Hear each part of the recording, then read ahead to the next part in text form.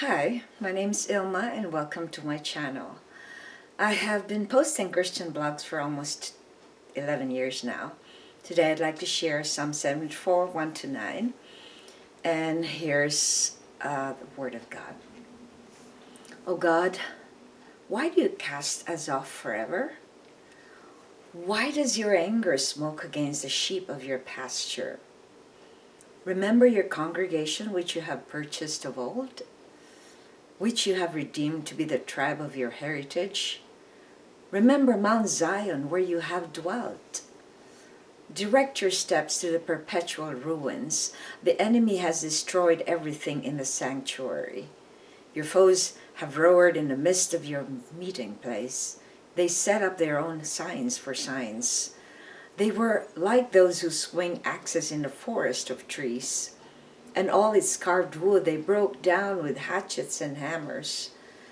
Their eyes swell out through fatness, their hearts overflow with follies. They scoff and speak with malice. Loftily they threaten oppression. They set their mouths against the heavens, and their tongue struts through the earth. Psalm 74, 1-9. And here's a poem I wrote inspired by this psalm. God's view from above. Why does God allow evil to happen? Suffering is unavoidable and constantly around us. Why does the Lord let the enemy do wicked things? Couldn't He just stop them from all their schemes? We can question continually what God allows, but we do not have His view from above. We only see a vignette of what is going on, while He sits up above and sees what is right and wrong. Do not lose hope when you are surrounded by wickedness. God is in control and lets us go through trials and adversities. He refines us so we can be strong and endure suffering. It is for His greater glory that He allows all these things. Reflection. Why do you think God allows suffering to be experienced by His own people? In this psalm, we hear the psalmist lamenting. This is like a group lament kind of psalm where the people of God are asking God and questioning why He's allowing all these things that are happened. This is right after the temple has been ruined by the enemies. And they're running to God and asking God and lamenting over all the temple that has been desecrated by the enemy. And if you think about it, why would God allow these things to happen? So a lot of us think that when we are God's people, that we will not go through suffering in this life. But we know very well from the Word of God that in this world, the prince of this world is Satan. So, like as we are still living in this world, we will be experiencing suffering.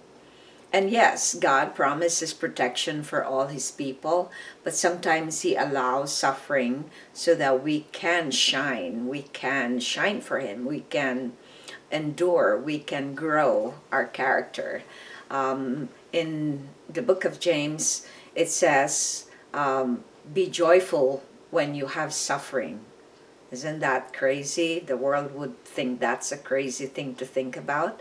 But because in the world system, we think that this world should be all happiness. And it's not. It's a lie, because this world is going to suffer. In other words, because of the fall of Adam and Eve, we experience suffering. Remember, before the fall, they didn't have to work, they don't have pain, they don't have death and all that stuff. But after the fall, when they got into the trap of the serpent, now they are experiencing all the curses that the disobedience has done. And that is part of the suffering. That's the consequence of the fall of our first father and mother, Adam and Eve. So the thing that makes us question why we're suffering, and sometimes we avoid suffering, is because we are the enemy puts this lie on us that we don't have to suffer, because we know that God hates sin, and there's always a consequence when we allow ourselves to be in sin. So even the people of God, remember that they traveled 40 years when that journey is only an 11-day journey going to the promised land, because of the sin of idolatry, of disobedience, of whining and complaining. These are all a product of all, it's a consequence of the result of their whining, their complaining, and their idolatry. And it's the same thing from us when we go through suffering. Sometimes it could be the attack of the enemy, but a lot of times it's mostly the consequence of our sinfulness. So I encourage you to, whenever you feel like questioning what is going on and you feel like you are experiencing something that overwhelms you, just look up above and try to bask on and meditate on God's truth, and then you will find that from His view it's very different, because we don't have the same mind. We are only limited, but He is unlimited. He is eternal. He sees everything. He is omniscient, omnipresent, and all the things that we are not. So thanks for watching. I hope you check my website at ilmaarts.com for artworks, photographs, and a copy of this blog. Please subscribe to my channel on YouTube so I could make more videos for the Lord. Today is my husband's 64th birthday. Please pray for him because he has gone through a lot of health issues the past 2 years.